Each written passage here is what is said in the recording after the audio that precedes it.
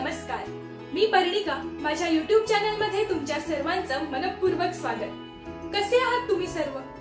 मला माहितीये तुम्ही मजेत आहात आणि तुम्हाला पण माझ्यासारखाच फिरायला जायचे वेध लागले, बरोबर ना? पण ऑफिसला सुट्टी मिळत नाहीये. डोंट वरी, त्यासाठीच मी घेऊन आलीये ही 2 दिवसाची ट्रिप. कुठे? आपलं पुणे येथे.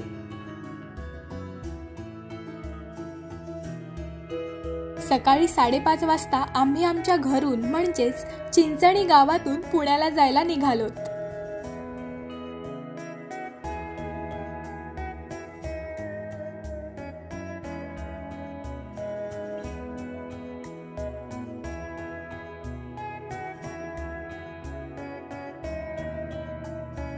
दुपारचे 12-12:30 वाजलेले आहेत आणि आम्ही जस्ट पुण्याला पोहोचलोत.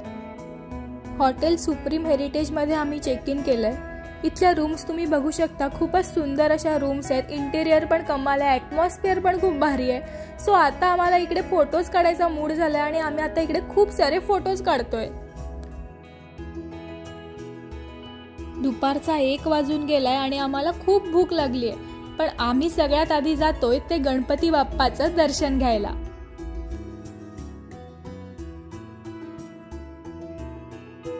पुण्यात असलेलं श्रीमंत दगडूशेठ हलवाई मंदिर हे जगप्रसिद्ध श्रद्धास्थान आहे. इथे मंदिरात फोटोज किंवा व्हिडिओज काढायला अलाउड नाहीये. सो हा मंदिराचा बाहेरचा भाग मी तुम्हाला दाखवते.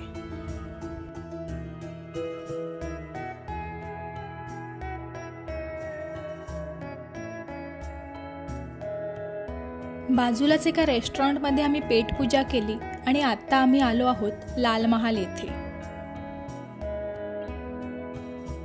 लाल महालाचा इतिहास तर तुम्हा सर्वांना माहीतच असेल. छत्रपती शिवाजी महाराजांनी शाहिस्तेखानाची जिथे बोटे छाटली तोच हा लाल महाल. परंतु आता पुण्यात असलेला लाल महाल हा ओरिजिनल लाल महाल नसून ती लाल महालाची प्रतिकृती आहे. या लाल महालाच्या बाहेर आपल्याला मावळ्यांचे शिल्प आणि चित्रे पाहायला मिळतात.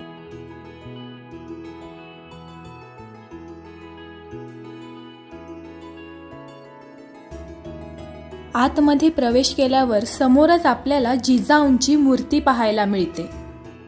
तसेच रायगडाची छोटी प्रतिकृती सुद्धा आपण तिथे पाहू शकतो. पूर्वीच्या काळी मुळा-मुठा नदीच्या काठावर वसलेलं पुणे हे छोटंसं गाव होतं. परंतु आदिलशाहीच्या हुकुमावरून मुरार जगदेव ह्यांनी पुण्यातील लोकांच्या मनात दहशत निर्माण केली.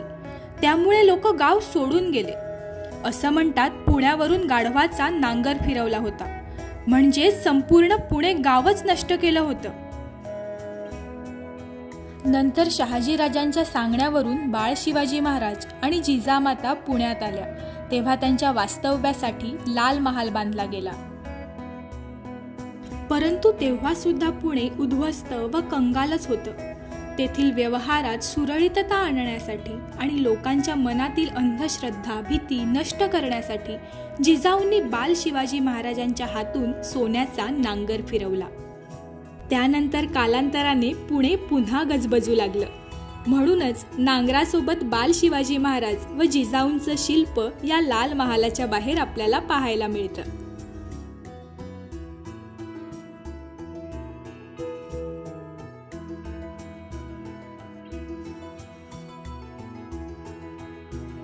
लाल महालाच्या बाजूलाच ग्रामदैवत श्री कसबा गणपती मंदिर आहे. या कसबा गणपतीला सार्वजनिक गणपती उत्सवात मानाच्या 5 गणपतीतलं पहिलं स्थान दिलं जातं.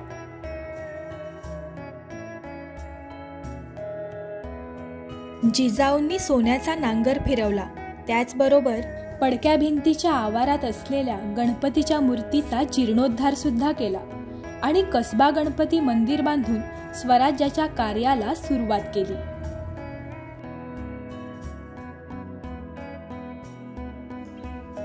मस्तपैकी देवदर्शन झालेलं आहे.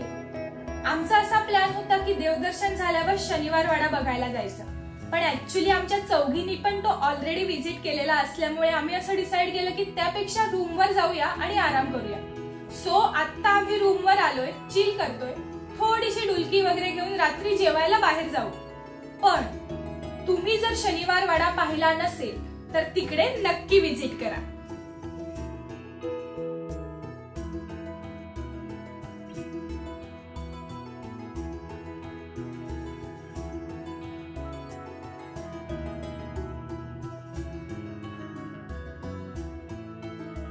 नंतर रेस्टॉरंटमध्ये जाऊन इटालियन फूड खाल्लं. तिकडे खूप सारे फोटोज काढले. पुण्यात थोडंफार लॉंग ड्राईव्ह करून आम्ही हॉटेलला रिटर्न आलोत आणि आता आम्ही नाईट आउट करणार आहोत. दुसऱ्या दिवशी सकाळी उठायचा खूप कंटाळा आला होता, पण आम्हाला ब्रेकफास्ट करून पटकन निघायचं होतं. सो इकडे आम्ही आता ब्रेकफास्ट करायला आलो आणि इथले हे भारी भारी पदार्थ पाहून असं होतंय की मला हे सगळे पदार्थ ट्राय करायचे आहेत.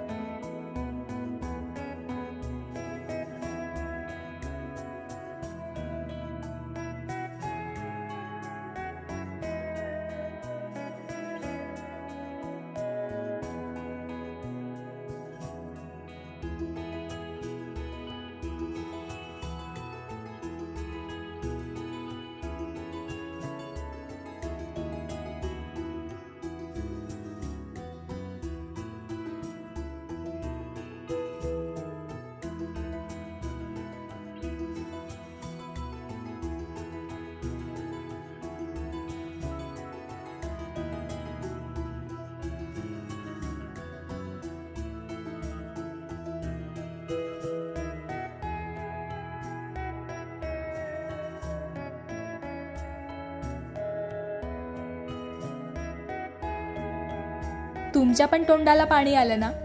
मी तुम्हाला हे हॉटेल नक्की रेकमेंड करेन. Hotel supreme heritage, Pune.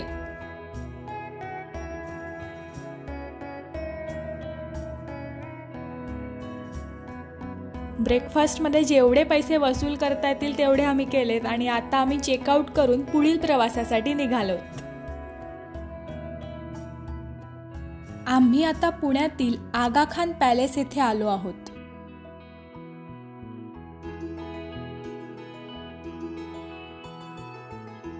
हा पॅलेस म्हणजे भारतीय स्वातंत्र्य चळवळीचा एक महत्त्वाचा भाग आहे. भारत छोडो आंदोलनाच्या काळात इसवी सन 1942 ते 1944 या दरम्यान महात्मा गांधी, कस्तुरबा गांधी, महादेव देसाई, सरोजिनी नायडू तसेच अनेक भारतीयांना याच पॅलेसमध्ये नजरकैदेत ठेवण्यात आलं होतं. या पॅलेसमध्ये अनेक दालनं आहेत. पहिल्या दालनामध्ये एंट्री केल्यावर समोरच आपल्याला गांधीजींचं शिल्प दिसतं. तसेच फोटो आणि दुसऱ्या महायुद्धाची माहिती असलेले बोर्ड्स आपल्याला वाचायला उपलब्ध आहेत.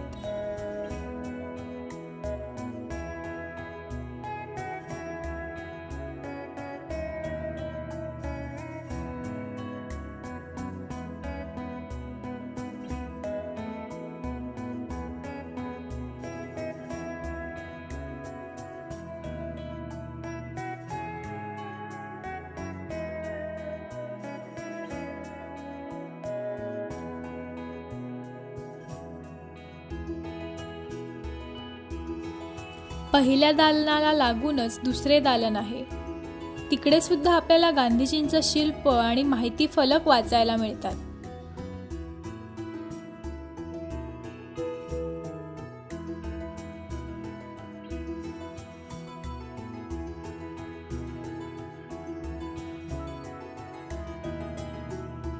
पुढील दालनात आपल्याला महात्मा गांधी, कस्तुरबा गांधी, सरोजिनी नायडू यांनी स्वतः वापरलेले भांडी, चमचे, चपला, माळा तसेच खुर्ची, कपडे अशा काही वस्तू पाहायला मिळतात.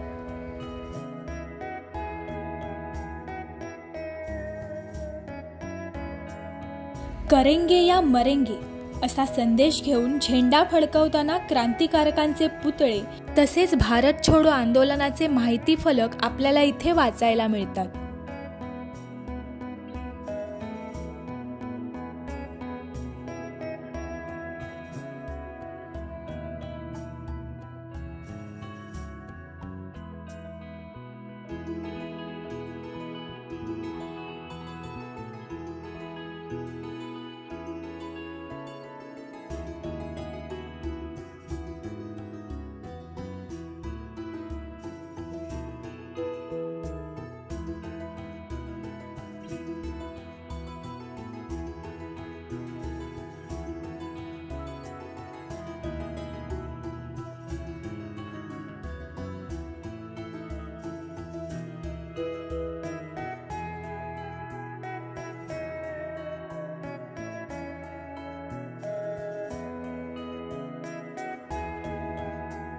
गांधीजींचा पुतळा पाहून असं वाटतं की खरोखरच गांधीजी आपल्या समोर बसलेत की काय.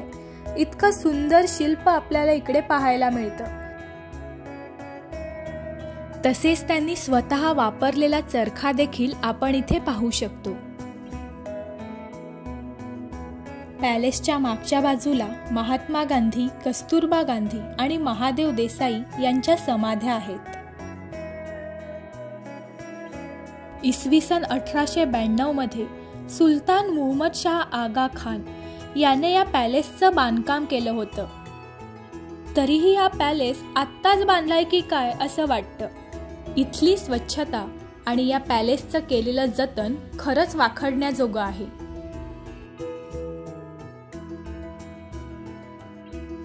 ही 2 दिवसाची परफेक्ट वीकेंड ट्रिप संपून आम्ही आता परतीच्या प्रवासाला निघालो.